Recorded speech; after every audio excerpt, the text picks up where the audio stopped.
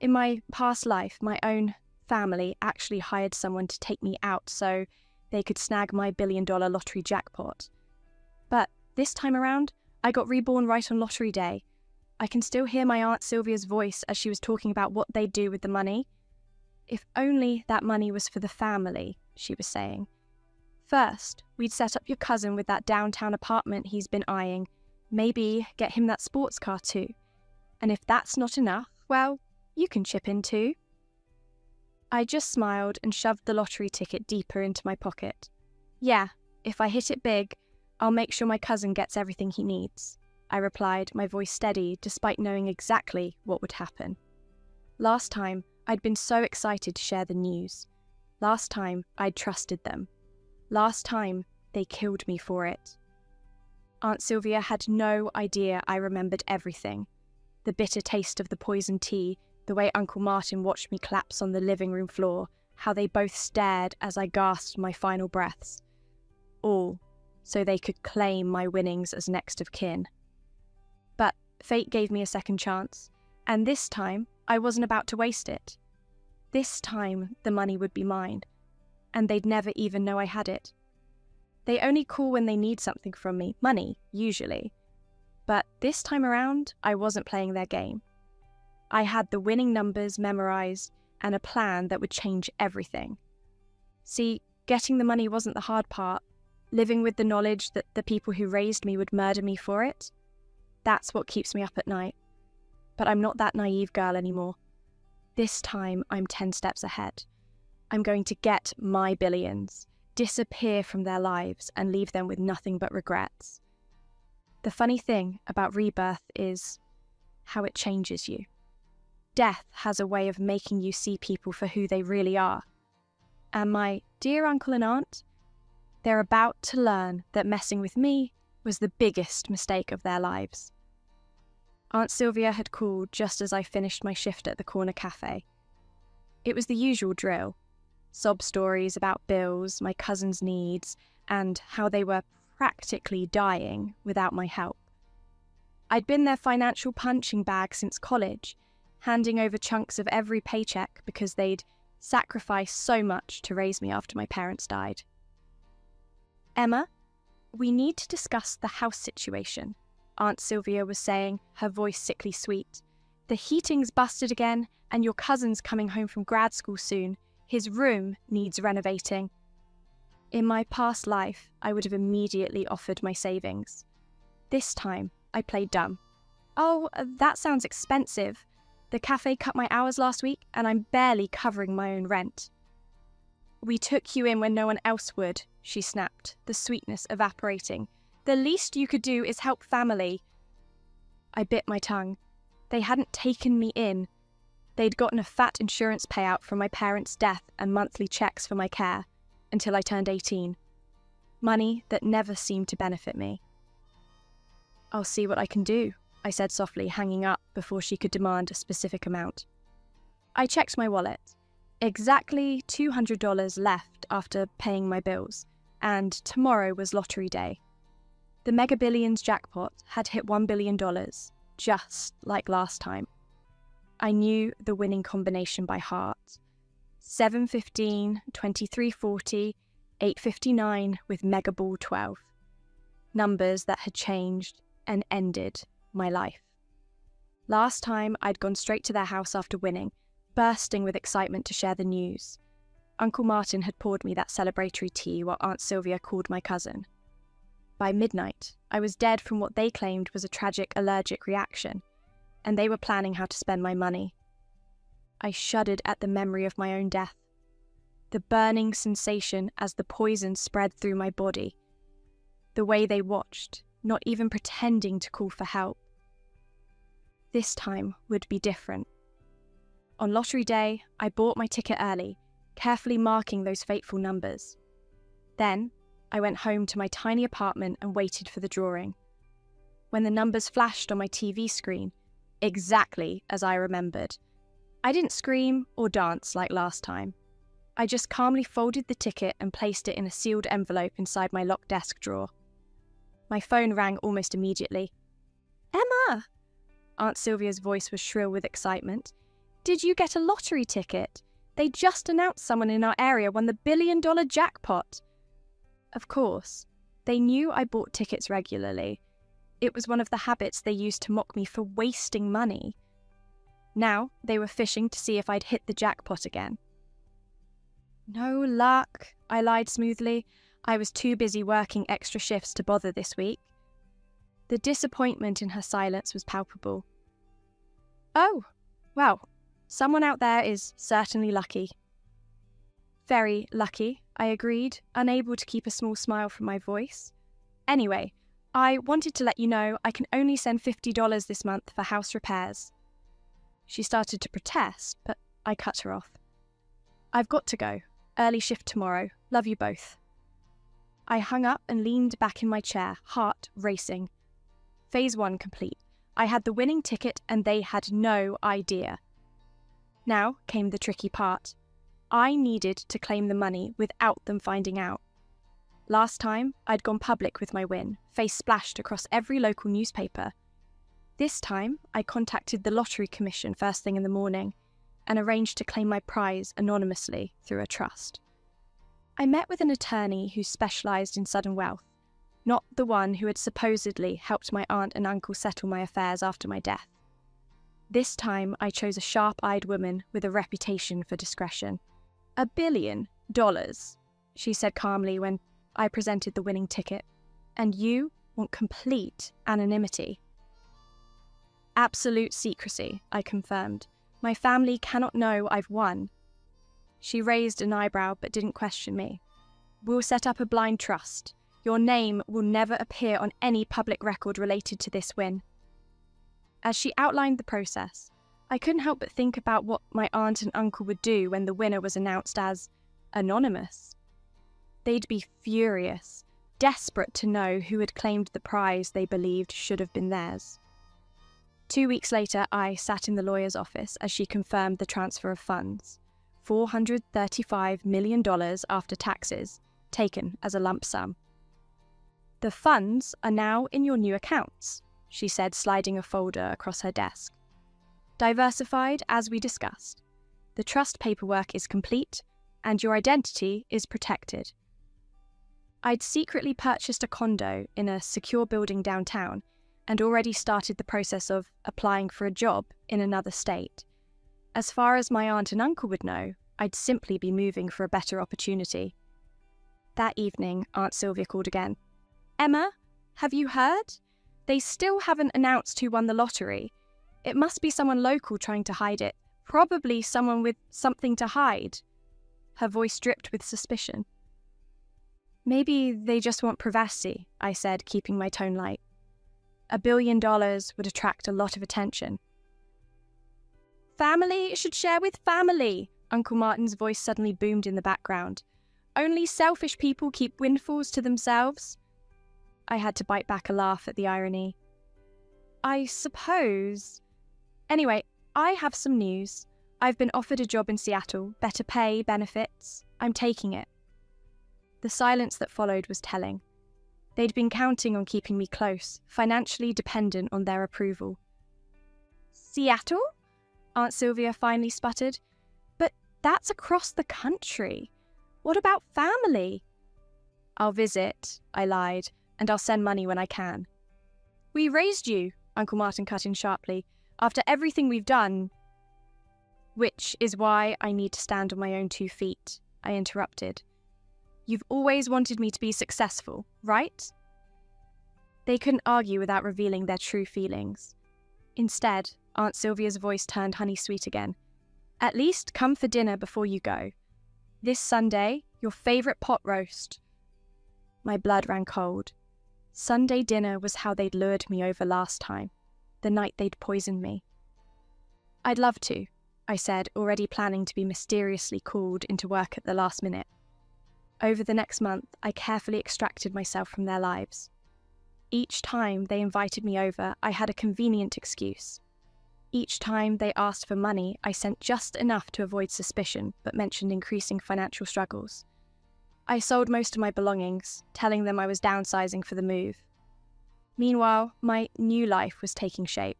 My downtown condo was furnished and waiting. My financial advisor had set up a structured system for managing my wealth. I had a new phone, new email, even a new name legally established through my trust. The weekend before my move to Seattle, I finally agreed to their dinner invitation.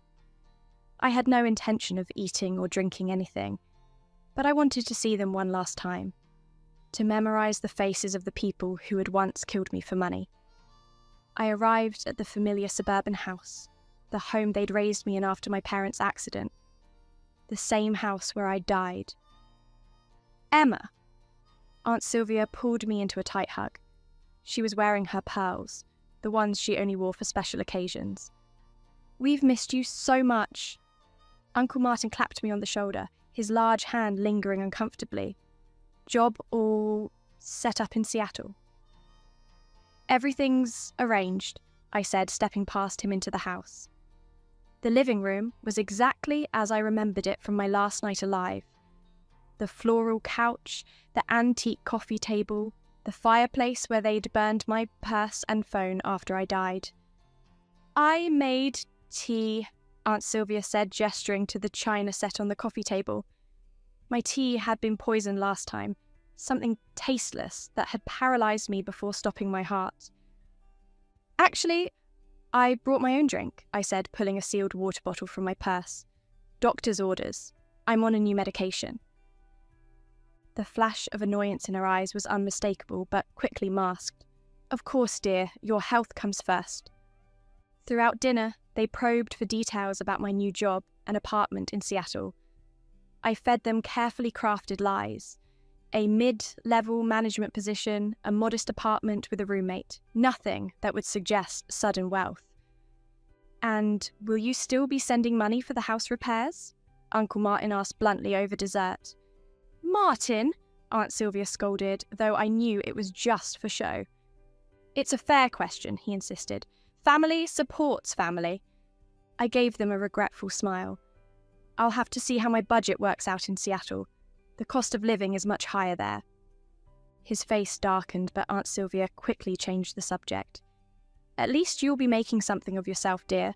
We always knew you had potential." The contempt beneath her words was familiar. In their eyes, I'd never amounted to much. Just a burden they'd been forced to bear, useful only for the money I could provide. How differently they treated me during those few hours when they thought I was a billionaire, before they decided they'd rather have the money without me. As I prepared to leave, Aunt Sylvia pressed a small package into my hands. "A little going-away gift. Don't open it until you get home." I thanked her, knowing I would never open it. The last gift they'd given me had been that fatal cup of tea. "You'll call when you arrive in Seattle?" Uncle Martin asked, his eyes boring into mine. "Of course," I promised, knowing it would be the last lie I ever told them. Back at my apartment, I dropped the package unopened into the trash.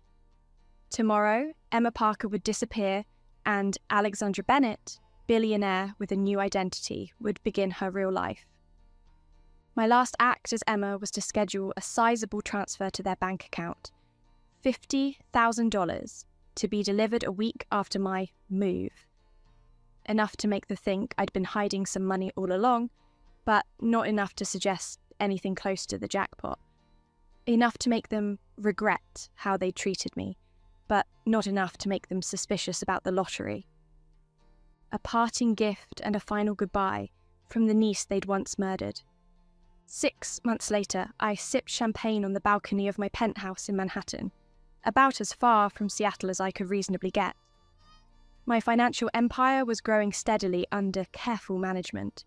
I'd started a foundation in my parents' names that was making real differences in children's lives, and I was finally learning to enjoy my wealth without looking over my shoulder. My phone buzzed with a news alert from my old hometown. I rarely checked them anymore, but something made me open this one. "Local couple arrested for insurance fraud and suspected homicide," the headline read. Below it were the mug shots of Uncle Martin and Aunt Sylvia. I nearly dropped my glass. The article detailed how investigators had reopened the case of a young woman who had died mysteriously years ago. Not me, but another relative who had lived with them briefly before I was born. New evidence suggested they had taken out a large life insurance policy on her just months before her accidental death. The pattern of behaviour that had led to my murder in another lifetime was finally catching up to them. The $50,000 I'd sent had apparently triggered their greed again. They tried the same insurance scheme with another distant relative, but this time someone had asked questions.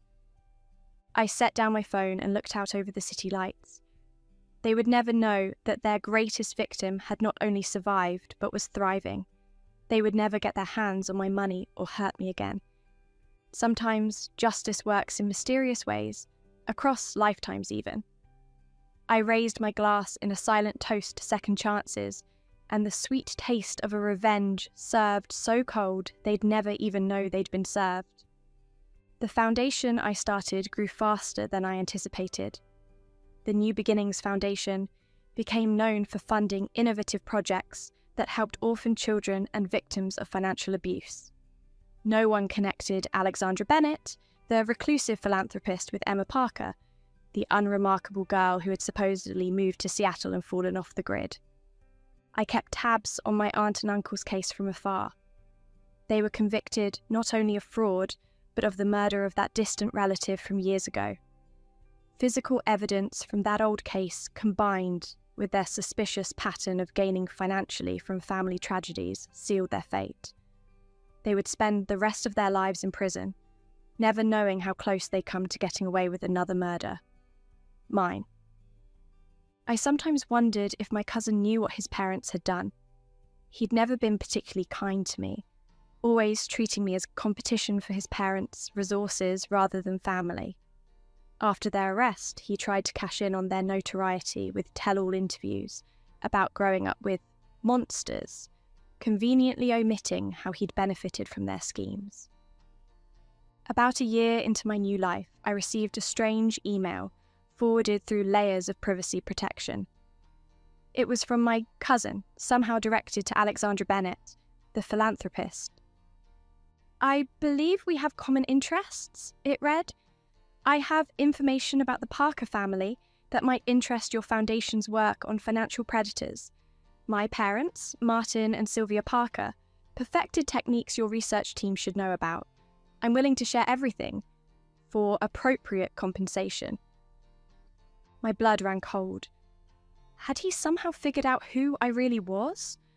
Or was this just a shot in the dark, attempting to monetize his connection to criminals by approaching wealthy foundations? I had my security team investigate. They discovered he'd sent similar emails to dozens of wealthy individuals and foundations, offering insider information on various topics for money. He was drowning in debt since his parents' assets had been frozen and was desperately trying to cash in on their infamy. I decided to respond, not as his supposedly dead cousin, but as the philanthropist he was trying to manipulate.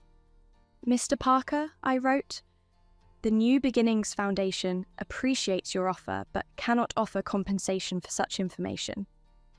However, we have comprehensive support programs for those affected by family trauma. If you're struggling, we can connect you with appropriate resources." I included links to legitimate support services and financial counselling, not out of forgiveness, but because it amused me to offer charity to someone who would have happily watched me die for money. He never responded, and my security team informed me that he eventually left town, chased by debt collectors. The last anyone heard, he was working minimum wage jobs and living in a motel. The lifestyle he'd been accustomed to, maintained by his parents' schemes, had vanished. As my second year of new life began, I decided to visit my parents' graves for the first time since my rebirth.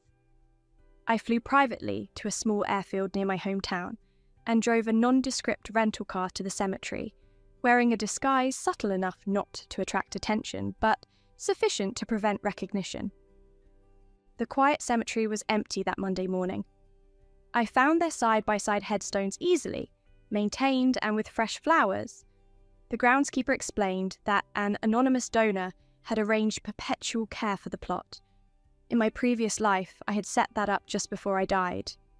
In this timeline, I'd made the same arrangement through my foundation. Standing there, I finally allowed myself to grieve properly, not just for my parents, but for the life I'd lost, and the innocence that had been stolen when my own family murdered me for money. "I made it," I whispered to their headstones. "They didn't win this time." As I turned to leave, I noticed an older woman watching me from several rows away.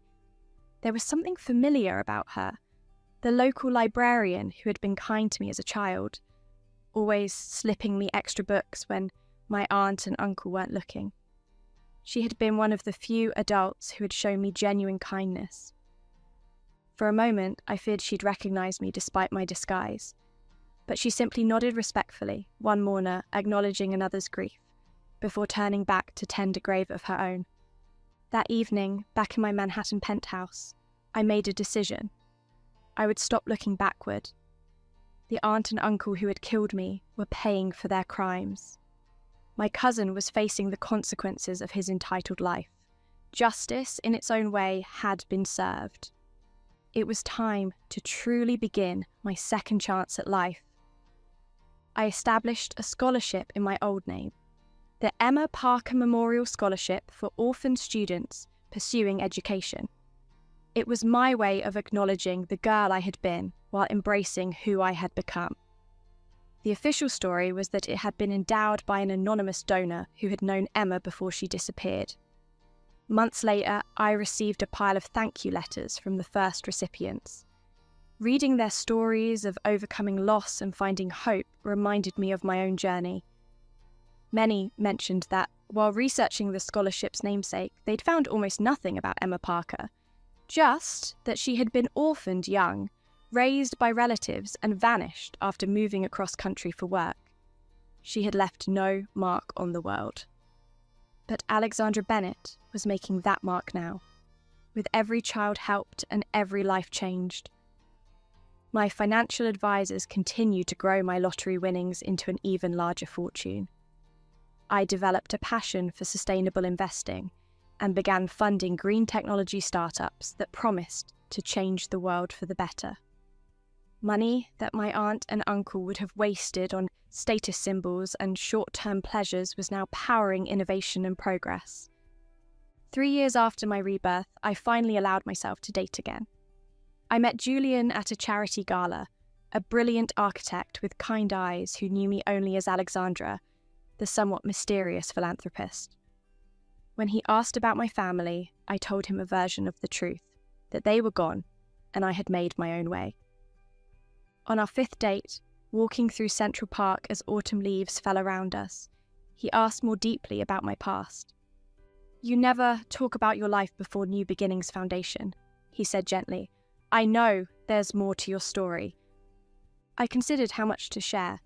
The full truth would sound insane. Who would believe a story of murder, rebirth, and a lottery ticket across timelines? "I got a second chance at life," I said finally. "Not many people do. My family wasn't what they seemed. They taught me that sometimes the people who should love you the most can hurt you the worst." He didn't press for details, just took my hand. "I'm sorry that happened to you, but I'm glad you got that second chance." "Me too," I said, squeezing his hand back. "Every day I make sure it wasn't wasted." 6 months later, Julian proposed. Before giving him my answer, I decided he deserved to know more truth, if not the impossible parts. "My name wasn't always Alexandra Bennett," I told him one night in the privacy of my penthouse. "I changed it to escape a toxic family situation.